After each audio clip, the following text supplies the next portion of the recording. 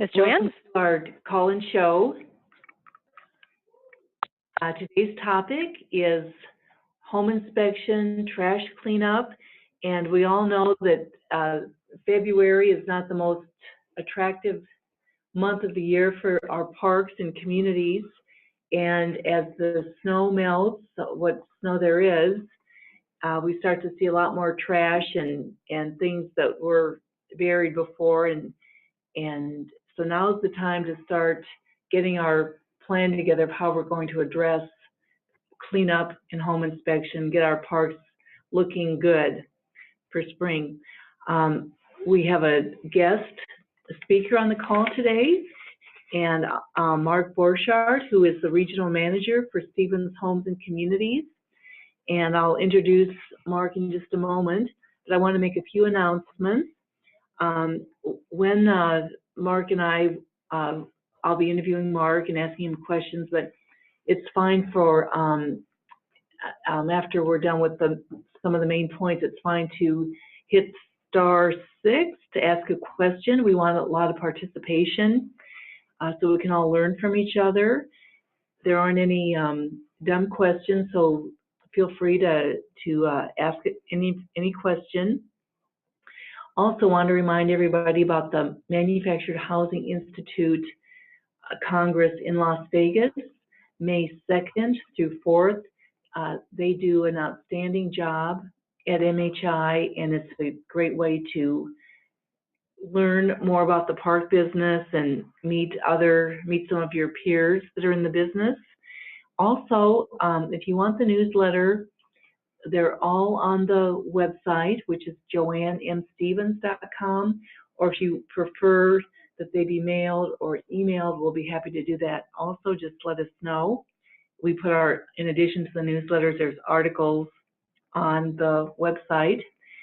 And I want to announce that in 2017, for the first time, I will be doing a mobile home park owners conference here in Cedar Rapids.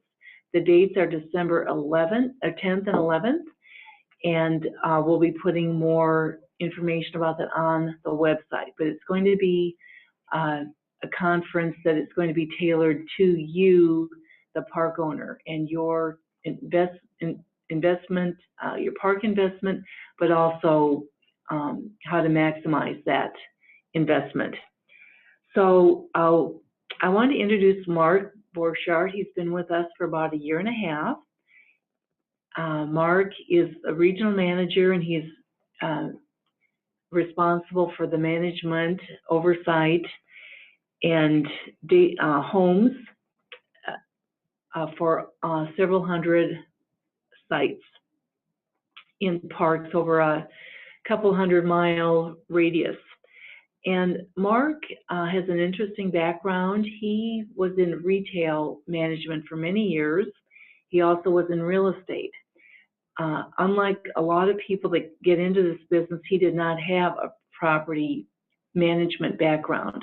But his retail background and real estate background have served him well in this business, and he's really taken to it. And so one of the initiatives that we have for 2017 is to get all the junk cleaned up. And I have a feeling that many of our listeners can relate to that because it's an ongoing issue. It never ends. As soon as you think you've nailed your junk problem, the next time you're at the park, it's boom. It's the neighbor's property or the same property. So it's ongoing. And you know, just before I ask Mark a few questions, I want to talk about our philosophy of inspections. Because the fact of the matter is, you can go into a lot of markets, and the part that is the junkiest, and where the homes are older, and there's, the homes haven't been maintained very well, and there's junk. A lot of times, those parks, their rent is right at the top of the rent market. And sometimes the nicer parks have their rents below what the junkie park looks like. And even when the parks that have junk problems sell, sometimes they sell for pretty close to or as much as the nicer parks. And that's a function of the net income. So when they have the higher rents, they may still sell for as high as the good parks. But our philosophy is we don't think it's fair for our residents who do a good job of keeping their home sites clean and try their best to make it a nice place to live and to be good neighbors, good residents. We don't think it's fair for them to have to drive by the homes where the homeowners or the tenants don't do a good job and are just ignoring the guidelines that they agreed to when they moved in. We want our residents to have pride of ownership of where they live, and how the park looks is one way to have that pride of ownership. Also, because we are in the home sales business, we feel it's our responsibility to help our residents maintain the value of their homes. We assume that someday they will want to sell their home, and if their home is next to a home with junk all over the place or a home that hasn't been maintained, we feel like that could damage their pricing. So we feel as owners and managers, it's our responsibility to enforce the rules on the appearance of the lots and the homes. Also, I've been through 4 zonings for mobile home parks, new mobile home parks. I've gotten zoning in 2 of the 4.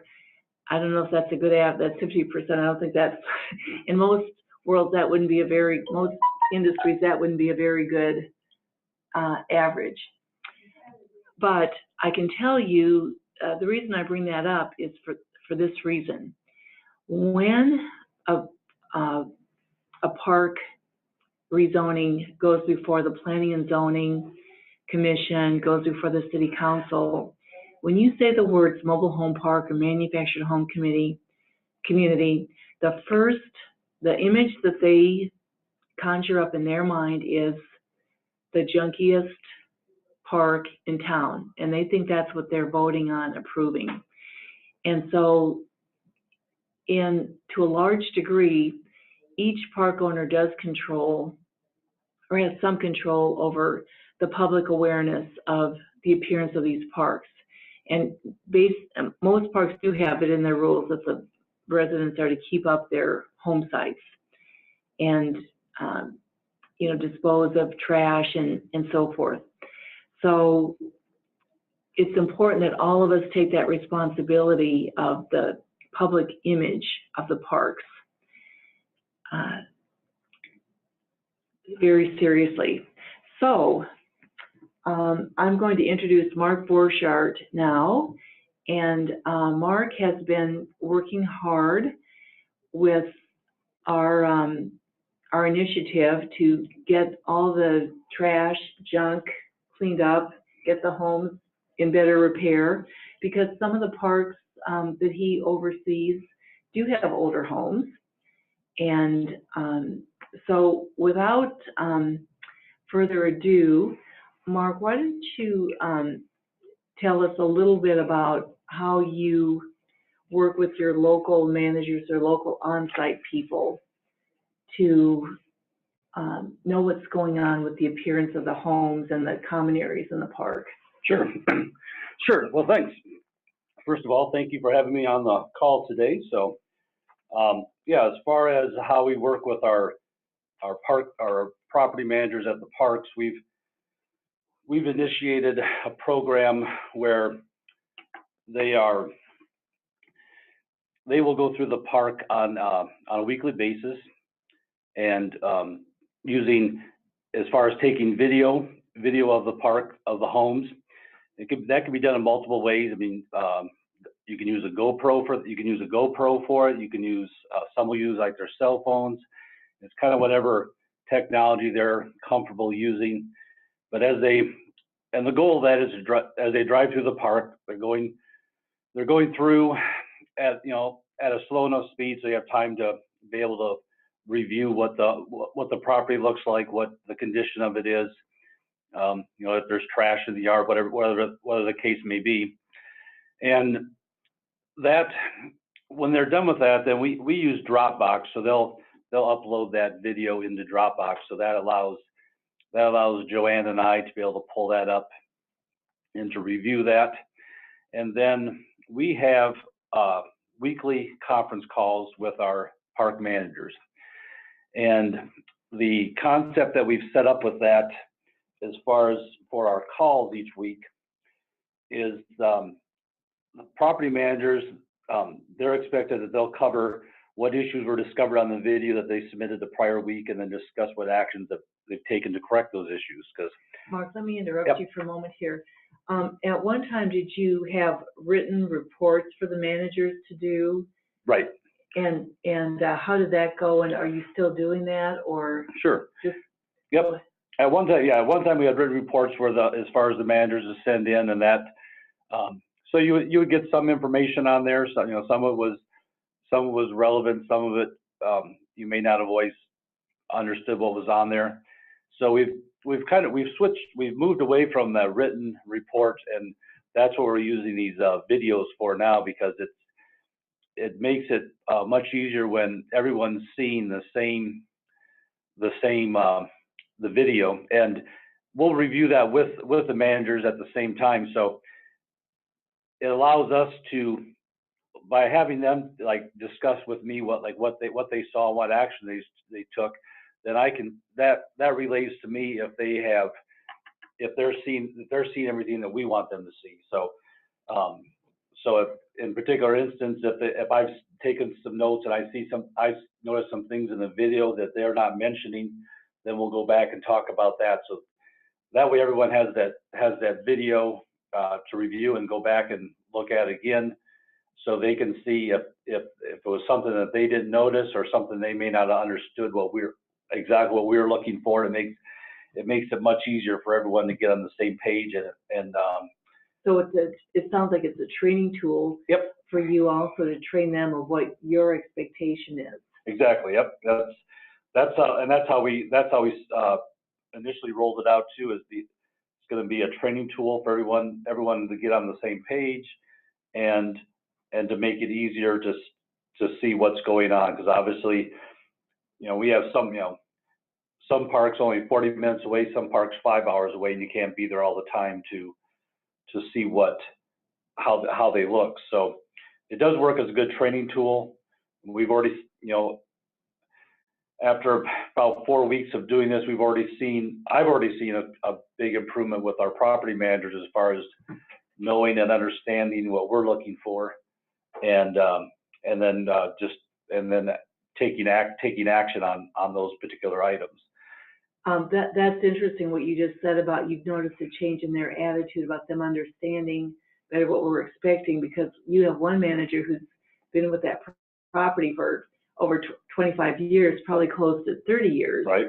And so it's, so would you say that a park owner shouldn't assume that just because you hand them the rules to read, that they understand what the expectation is? Do you want to comment on that? Yeah. Yeah, I mean, like every park I'm sure has their rules and regulations, and just like everything else, when it comes to reading those, everyone may interpret those rules and regulations slightly different, or they may interpret our instructions of how we want those enforced. You know, what we have in mind and what they understand may not always match up. So that's another plus with these videos, is because also the other benefit of that, especially in a smaller park, you know, a park with maybe say up to 50 homes, where you can basically go through the whole park, you know, on each video, you're able to see. I mean, it makes it difficult for the manager to say, well, yeah, I've already taken care of that, and then the video shows it's not taken care of. So it's one of those things too. It helps with holding them accountable, helping them to understand better what we're looking for on our end, and then it also helps us to see what they're dealing with. because sometimes, sometimes they're on the front line every single day, so we don't always, it's good to see what they're dealing with also. So, and it gives us, like I said, in our case, the opportunity to, to thank them and then for the job, the job they've done, and encourage them to keep moving forward with that also. And Mark, would you say that their attitude, now that the expectations are clearer, do you think that their attitude about what they're doing is about the same, or how would you describe that? No, I would say their attitudes, they're a lot more excited about it also, because it gives them clarity as far as what we're looking for, what they should be looking for, and then they're seeing results also, because with a lot of these issues, once we've if we've had to if we've talked to the resident, or if we had to give out a notice of rule violation, whatever course of action we've taken, then they see the result that the customer or the residents taking care of that.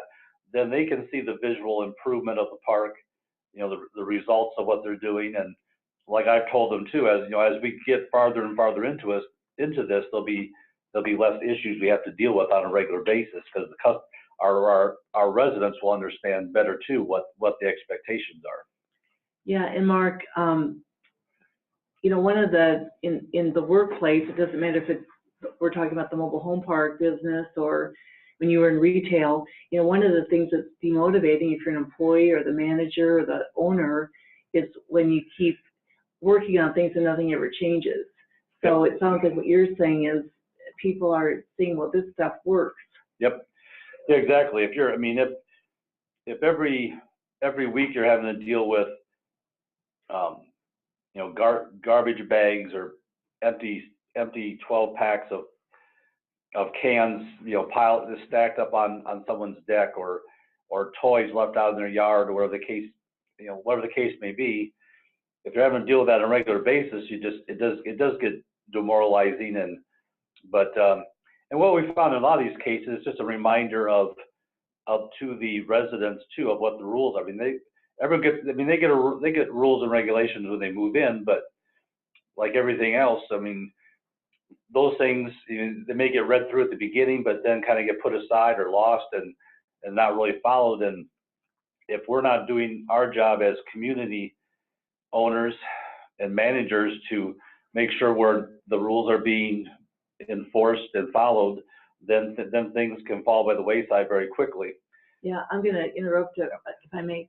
I heard a very successful park owner tell me one time, and that when people moved into the park and sat down to sign their lease, give their security deposit, sign all the paperwork to move in, that she would sit there with them and have them initial each paragraph of the lease, so that she wanted to make sure they were reading the lease, because we've all had the experience of people say, well, yeah, I signed the lease, but I never read it.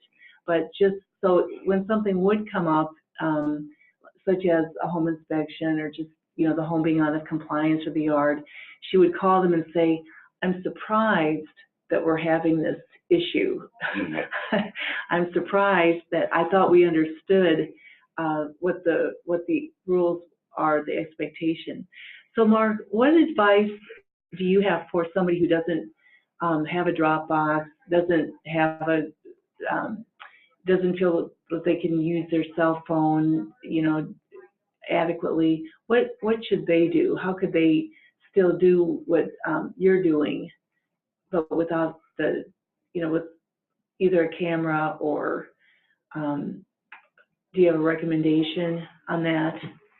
As far as like what tool, like if they could use a camera or not? Yeah, if they didn't have, sure, yep. Didn't you have a cell phone or yep. an iPod? Sure. iPad, I mean. Yep. Yeah, we've got. There's all kinds of stuff. It could be even as simple as just taking, just with a regular digital camera, just taking photos of what the issue you're seeing is, and this will do a lot of times too. Especially when it comes to if we have to give a notice of rule violation to one of our residents, we'll fill out the form as far as what the rule violation is, what what we're You asking, mean the notice of or I'm sorry, inspection, the yes. notice of, Okay. yeah.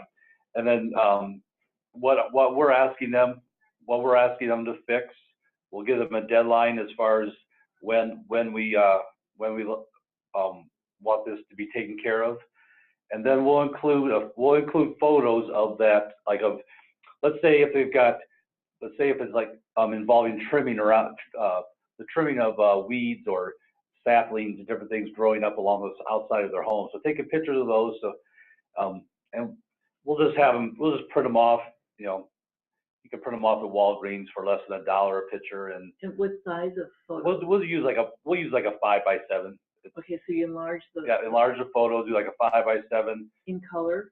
in color, and include those photos along with the notice from the inspection. And then we also include whatever that rule it was in the rules and regulations, a copy of that, and just kind of highlight that so they know it's just a reminder to them exactly what the rules are for that particular incident. And we've had good success with that. I would say, and probably like Joanne said, I've been on board for just about a year and a half. So 90% of the cases, usually almost every time, next time we go there, it's been taken care of. And so they have a pretty good understanding of it. And so they see the visual, and they're not just seeing, well, somebody is just being a grouch today. Yep, exactly. But here's the proof. Yeah, exactly. And the other thing I would probably caution or recommend on that too is, if you're going to be going after, let's say for instance, like one of our initiatives we know we have a lot of homes that are going to need power washing when the weather turns, you know, is conducive to that. But we make sure as especially in our large parks, like we have like maybe over 300 homes, we'll start in one area and work our way through there, because inevitably if you just cherry pick throughout the park, as far as residents that you're contacting, well, they're going to say, well, what about Sally across the street, or you know, or their home's the same way. But if you're doing it a street at a time or a section at a time, as far as talking to people and handing out notices or whatever the case may be, then anyone in that area that has under the same circumstances, they've all been approached already. So if they're talking to their neighbors or anything like that, or they'll see their neighbors already working on it, it makes it work a lot better that way. So do you have a script, like if they say, well, what if, you know, I would submit in conjunction with what Mark is saying, is a lot of times our manager or on-site person does hand out a notice, either hands it to them, tapes it on their door, mails it, about, you know, clean up this, fix this, get rid of the garbage. And the pushback to the manager is, well, when you go after, get my next door neighbor or neighbor across the street to do that, then come back and talk to me and I'll do it. But their house is 10 times worse than my home. So do you have a script for the pushback that you or the other managers may get? Yeah, we've kind of gone through and kind of written up some basic scripts or wording that the property managers can use, and most of it just boils down to the fact that, you know, we understand that there's more than just them in the park that has that issue, and we're dealing with each and every person going through a section at a time, and but also that they realize that the only thing they can really control is their property. So we're just asking them to please take care of their property so that it's in line with the rules and regulations, so that they're compliant, and we're both achieving what we're looking for. Okay. And so it's yeah, you may get some pushback once in a while, but that's one way it can be handled, is, you know, let them know you understand there's more than just one, but they're really, all they can control is their property, and that's what we need them to concentrate on. Right. And Mark, we're going to open this up to questions from our audience, but I want to ask you one more question before I do that, because I think you're doing something unique that I have not seen done before, and that is, it can be overwhelming, especially, if a park owner or manager hasn't been enforcing the rules, and I'll be the first one to admit that I have not always done that for most, but so this year we decided we're going to hit the reset button. We're going to enforce the rules because of the reasons that I talked about. So, but it can be overwhelming when you first start down that path of, geez, we've got all these homes and where do I start? Sure. So tell us about what you've done with your group of your posse or your deputies that are helping get this done faster, so it doesn't take 5 years to get this done, that hopefully we can really get it mostly handled in 2017. Sure. Yeah, we've got in Val Vista and Hillock in Des Moines, we've got some large, that's one of our larger parks. So we've got, along with our property manager who's been there 20 plus years, we've also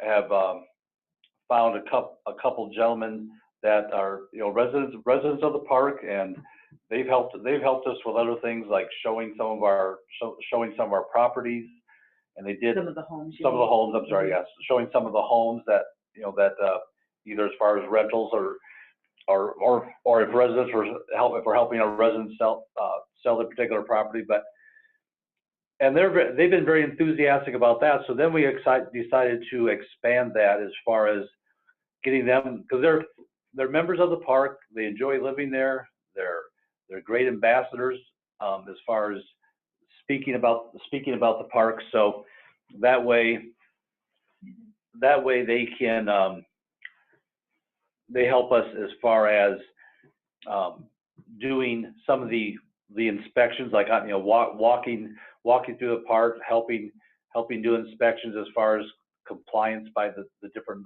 homeowners, and then they report back to the property manager, and then they get together and they'll issue whatever notices have to be issued, and then they also use them for the follow-up, and it's working very well because they take pride in the park. They enjoy living there, and I think the residents respond well to it too, because they know they're members of the park, and they're it's not just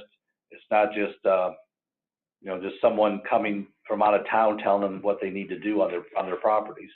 Okay. Yeah, that's I think that's very creative what you've done there, because they are enthusiastic about the property, and they seem to take a lot of sort of ownership of this program. If we want this property to look, and they're also looking for water leaks too. Is that right? Yeah. Always be looking for water leaks. Yeah, there's always something. Always be looking for that. Any signs of that. So.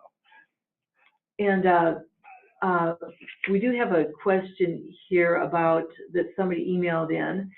So when you're how did you recruit these? How did you train them? What do you pay your deputies? Okay, so like I said, as far as the recruiting wise, it was more like through the when we first started talking to our property manager as far as wanting to bring some people on board, if he had some recommendations of of tenants that kind of fit that mold that we were looking for, that would be good ambassadors, would be enthusiastic about the park, but yet would not be afraid would need to to help to point out what asking people to step up and take care of their properties as needed, and he gave us some good names. He gave us some good names, and we tried them out on some smaller projects, and they did well with that. So we kind of, as we expand the program, we kind of ask them what things they're comfortable in doing and having them help with that.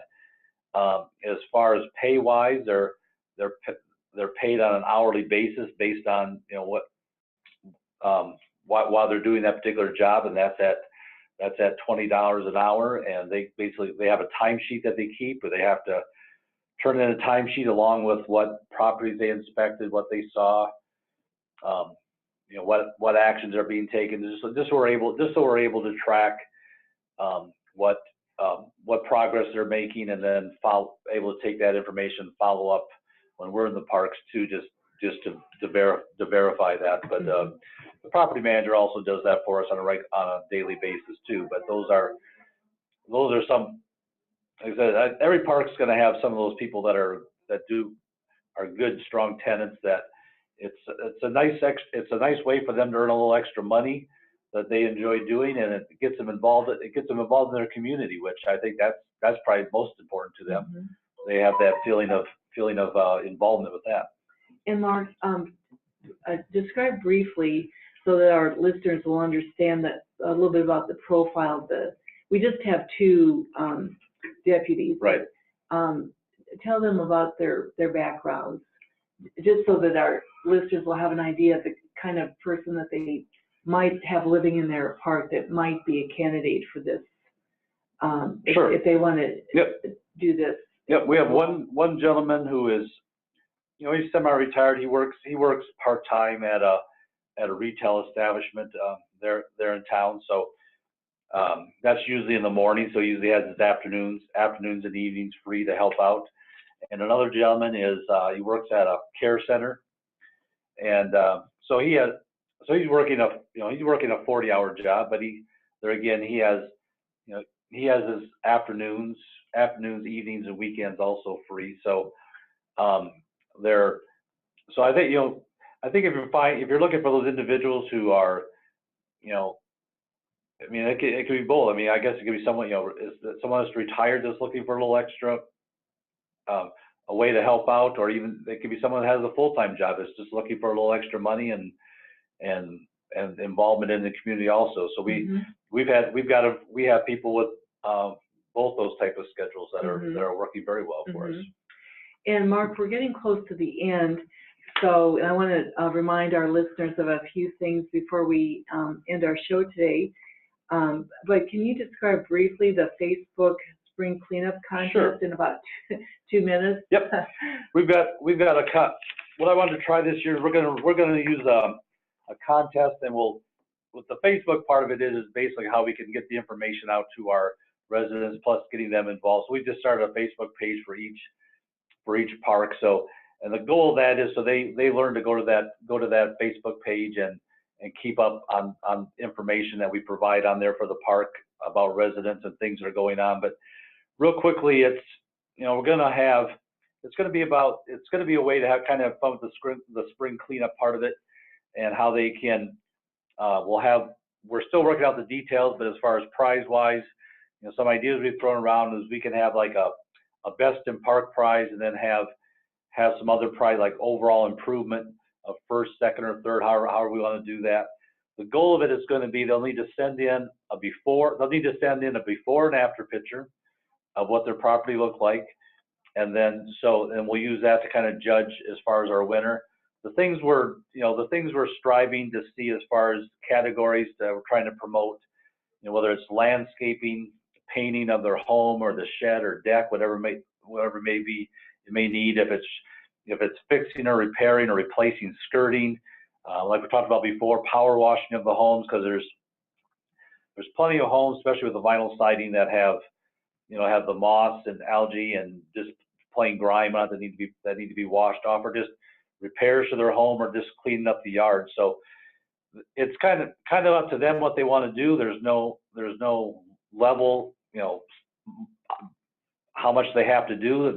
They can all participate, and they'll send those in, and we're going to get that out here pretty soon. And then since typically spring is April, May, and June, then it'll end in June, and we'll have a winner. But hopefully the goal is going to be that we'll get decent participation in this contest, and we'll see some good improvement on some of our homes, on the exterior of the homes, as far as what we're looking for.